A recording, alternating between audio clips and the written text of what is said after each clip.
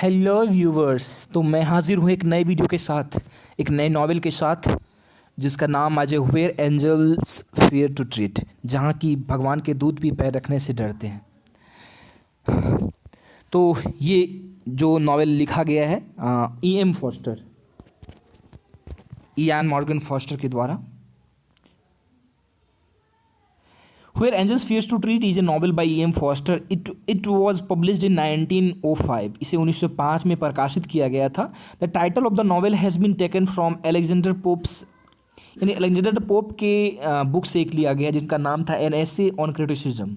उसी बुक के किसी लाइन से लिया गया है। Its original title was Monteriano. इसका जो ओरिजिनल टाइटल था शुरुआती में जो दिया गया था वो मॉन्टेरियानो था, इसे बाद में बदल दिया गया। The title of this novel is a line for fools rush in where angels fear to tread, यानी मूर्ख वहां भीड़ लगाते हैं जहां की देवदूत पैर रखने से डरते हैं।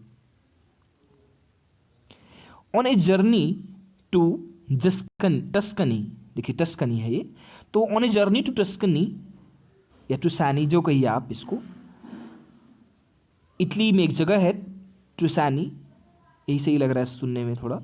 On a journey to Tuscany, Italy जो कि इटली में पड़ता है, Herriton and other travelling companion Caroline about. अब देखिए दो लोग आपस में साथ जो है जा रहे हैं, इटली जा रहे हैं, इटली की कोई जगह जा रहे हैं, टस्कनी जिसका नाम है। फॉल्स इन लव विथ जीनो, जीनो से प्रेम में पड़ जाते हैं। कौन पढ़ते हैं? वो पहला इंसान हैरिटन जो है, हैरिटन एक लड़की है। Lilia Herriton is a widowed woman, वो एक जो थी विधवा औरत थी। Gino is a handsome Italian man, Gino एक काफ़ी सुंदर युवक था। Who is much younger than Herriton, जो कि हैरिटन से काफ़ी छोटा भी था। दे डिसाइड टू स्टे, वो लोग आपस में साथ रहने का फैसला कर लेते हैं। The family of her dead husband, उसके जो मृत पति का जो परिवार है, हु इज फ्यूरियस, काफ़ी गुस्से में आ जाता है, आग बबूला हो जाता है उसका परिवार, उसके मृत पति का परिवार।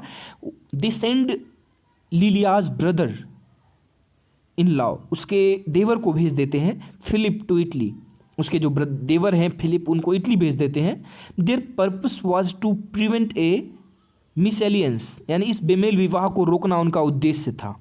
अनफॉर्चुनेटली, दुर्भाग्यवश कहिए, Philip arrives too late, Philip काफ़ी देरी से पहुंचता है। And Lilia has already married Gino, Lilia Gino से शादी तब तक कर चुकी है। सी बिकम्स प्रेग्नेंट अगेन, और वह जो है गर्भवती भी रह जाती है। She gives birth to a son, एक बेटे को जन्म देती है। But she herself dies in childbirth, और बच्चे को जन्म देने में वह खुद मर जाती है। Caroline decides to go to Tuscany, और कैरोलिन डिसाइड करती है, उसकी जो एक दोस्त थी वो डिसाइड करती है कि उसे जाना चाहिए टस्कनी अगेन, फिर से, in order to save the child, बच्चे को बचाने के लिए। सी परसीव्स, उसे ये समझ आ जाती है that the baby will have a difficult life, कि बच्चे का जीवन काफ़ी कठिन बीतेगा।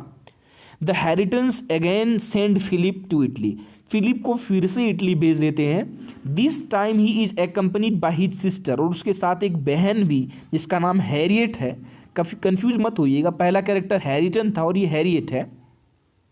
देन इस बार फिलिप अपनी बहन के साथ, यानी कह सकते हैं उनकी ननद के साथ आ रही है, ननद भी उसके साथ आ रही है, हैरियट जिसका नाम है। Their purpose is to save the reputation of the family, और इस बार जो उद्देश्य है उनके परिवार की इज्जत, प्रतिभा, मर्यादा को बचाने के उद्देश्य से वे लोग आ रही हैं। In the eyes of the people they declare that they want to obtain the custody of the infant, मतलब लोगों की नज़र में वो ऐसा दिखाना चाहते हैं कि वो उस बच्चे का कस्टडी चाहते हैं, उस बच्चे को पालना पोसना चाहते हैं जो कि उनके विधवा बहू का है। And they want to raise him as an English man, और उसे बड़ा करना चाहते हैं एक इंग्लिश मैन की तरह। Though secretly they have no regard for the child, लेकिन अंतर दिल से कहें तो उनके मन में कोई प्रतिष्ठा या सम्मान नहीं है उस बच्चे के लिए। Philip and Harriet meet Caroline, Caroline से मिल जाते हैं वे दोनों। इन मॉन्टेरियानो, यही था टाइटल नॉवेल का, ध्यान रखिएगा ये जगह है। Both Philip and Caroline fall under the charm of Italy, वो इटली की सुंदरता काफ़ी ज़्यादा उन्हें भा जाती है, फिलिप और कैरोलिन को। As a result they forget their duty, अपना काम भूल जाते हैं। They further come to know, उन्हें आगे पता चलता है that Gino is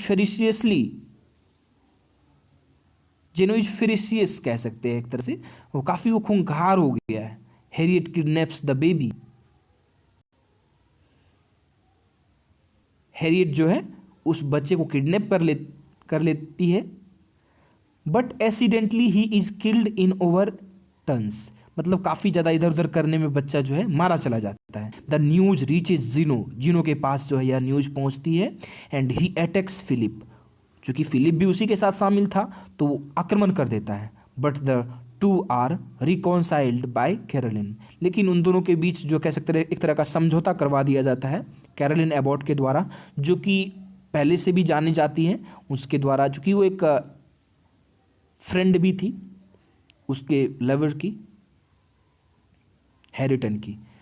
जीनोज physical outburst toward Philip, यानी जीनो का जो गुस्सा है फिलिप के प्रति, मेक्स फिलिप रियलाइज, फिलिप को एहसास दिलाता है that it should not have happen, कि यह नहीं होना चाहिए था, बहुत बुरा हुआ। हैरियट आल्सो फील्स, FEE होगा यहाँ पर, द गिल्ट, उसे भी अपने दोस्त का पता चलता है। And so she loves her mind, loses her mind, वो अपना दिमागी संतुलन खो देती है। She loses her mind. Finally when Philip and Caroline come back to England, जब फिलिप कैरोलिन वापस इंग्लैंड आते हैं, he realises that he is in love with Caroline, Caroline से उसे प्रेम हो गया है। समझ रहे हैं सिचुएशन, ये हैरिटन का देवर है जिससे कि प्रेम हो गया, किससे? कैरोलिन से, यानी हैरिटन के दोस्त से। But there is no possibility of their meeting, लेकिन उनके मिलने की कोई चांसेस नहीं है। The reason behind it was that she confessed that she is in deeply love with Gino, मतलब कैरोलिन को भी अब जीनो से प्रेम हो गया है, इसलिए वो उसके साथ नहीं आ सकती। E.M. Foster in his most of the novels मॉक्स the English society, जैसा कि हम सभी जानते हैं कि E.M. फॉस्टर अपने ज़्यादातर उपन्यासों में अंग्रेजी सोसाइटी का काफ़ी ज़्यादा उपहास बनाते हैं।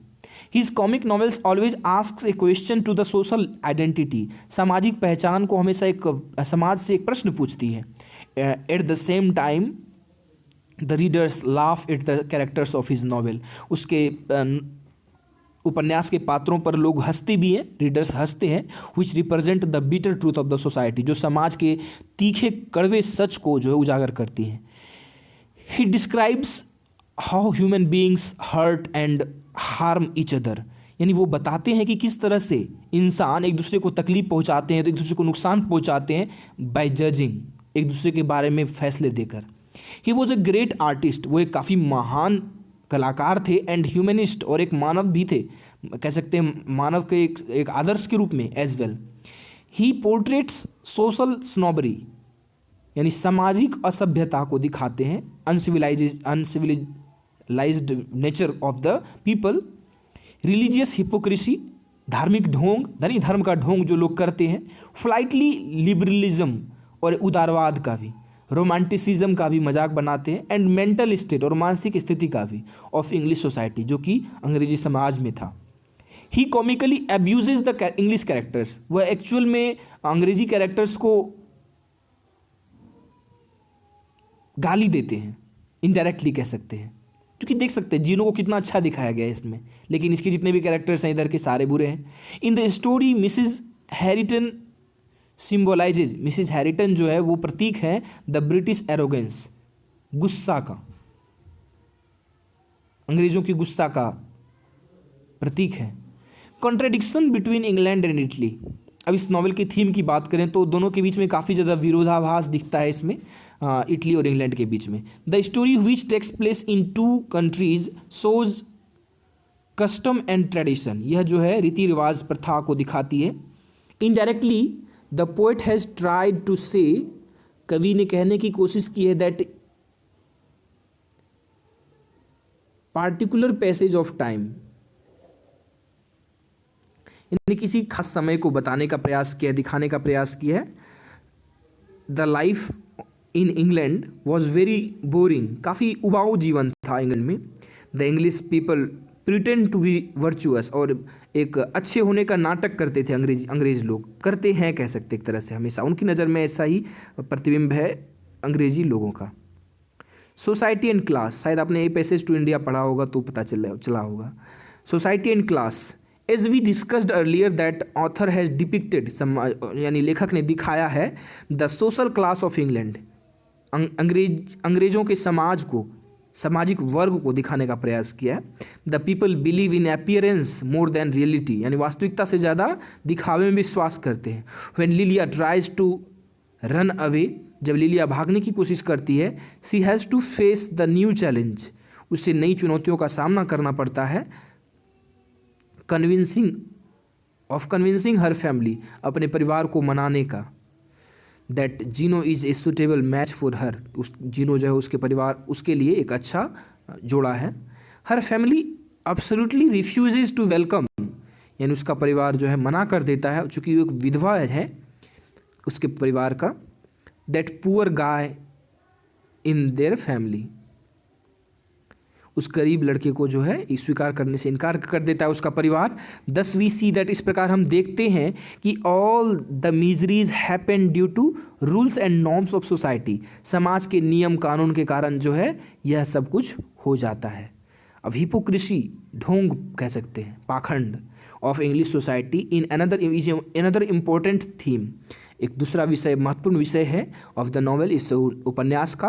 The problems which emerge due to hypocrisy, hypocrisy के कारण जो समस्याएं आती है सामने, इज ऑल्सो रिमार्केबल, वो भी उल्लेखनीय है। The novel describes the everyday life, यानी दिन ब दिन के जीवन को दिखाने का प्रयास करती है। विच हैज़ टू सफ़र, जो कि काफ़ी सर्वाइव करते हैं, सफ़र होते हैं, पीड़ित हो जाते हैं, due to the rules of society, समाज के नियमों के कारण। The family of Lilia never cares about her child, Lilia का परिवार जो है कभी भी उस बच्चे के बारे में कुछ नहीं, अच्छा नहीं सोचता। बट व्हेन दे रियलाइज, लेकिन जब उन्हें एहसास होता है that it may harm the reputation of their family, कि यह जो है उसके परिवार के इज्जत को ख़त्म कर सकता है, उस पर बुरा असर पड़ सकता है, they start to rescue the poor child, उस बच्चे को रेस्क्यू यानी बचाने का प्रयास करने लगते हैं। Duty of the society which is very important to be considered good, यानी समाज, ड्यूटी ऑफ द सोसाइटी, समाज का कर्तव्य जो है काफ़ी महत्वपूर्ण होता है, हमेशा अच्छा होना चाहिए। Our manners always matter in our life, हमारा व्यवहार हमेशा हमारे जीवन में महत्वपूर्ण स्थान रखता है। Such is the theme of the novel, यही जो है इस नॉवेल का थीम है। Lilia, Caroline and Gino are the symbols of being dutiful, कर्तव्यनिष्ठता का प्रतीक है एक तरह से कह सकते हैं लिलिया, कैरोलिन और जीनो। और आखिरी में कहें तो फॉरगिवनेस, यानी क्षमादान काफ़ी ज़्यादा बड़ा चीज़ होता है, सबके पास ये नहीं हो सकता।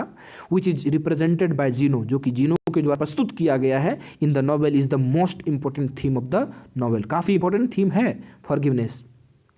Each characters of the novel refuse to forgive each other, सब कोई एक दूसरे को माफ़ नहीं करता, बट लेकिन जीनो जो है ईजिली फॉरगिव्स हिज ओपोनेंट, अपने अपराधी को काफ़ी आसानी से माफ़ कर देता है। इट इज़ क्रिस्टल क्लियर, यह काफ़ी ज़्यादा स्पष्ट है that forgiveness is the most admirable quality of human being, और इंसान का जो सबसे अच्छा गुण होता है वो फॉरगिवनेस होता है। Besides this gender compassion, passivity, यानी आपके अंदर जुनून कह सकते हैं, लिंग निर्धारणता, पैसिविटी, आपके अंदर जो सोच होती है, आपकी जुनूनियत जो होती है, and visions of Italy are important themes of the novel. Visions यानी इटली की सोच भी कह सकते हैं एक तरह से, वहाँ के सामाजिक सोच जो है उसको भी अच्छे से इसमें दिखाया गया है। तो thanks for watching the video. I hope ये वीडियो आपने पसंद किया होगा, तो वीडियो को लाइक करें, अपने दोस्तों के बीच शेयर करें। धन्यवाद। मिलते हैं नेक्स्ट वीडियो में एक नई नॉवेल के साथ।